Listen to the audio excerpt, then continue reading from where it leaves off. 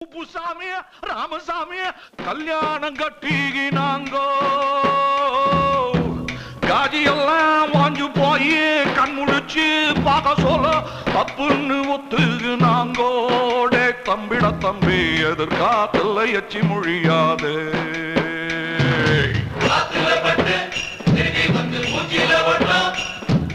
நிர்பாண்ட குப்பைய கொட்டாதே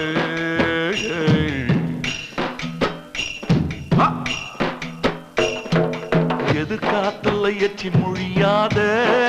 தம்பிட தம்பி தம்பியா தம்பிட தம்பியா நெருப்பாண்ட குப்பைய கொட்டாதே